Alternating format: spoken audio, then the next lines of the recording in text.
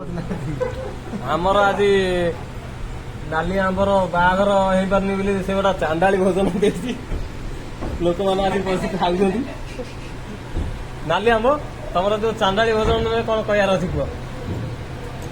मु कहया अर्थ राजा गाँ को पांडव माने पशिना आज्ञा आमर तो गाँ चारिपट नई पांडव जी केमी पांडव जाइना बोले मोटा जो पोल होगा से पांडव ना मरी मारी गले बेल पाइला भी राति शोचन मुक्ति पकाउछन् मुक्ति कथा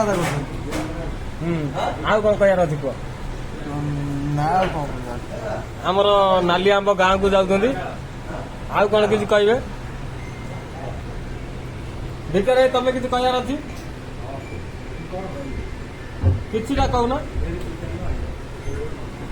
आ नाली आंब आ कौन कह मोबाइल टा कौन देख तो मोबाइल कौन देखना टी आओ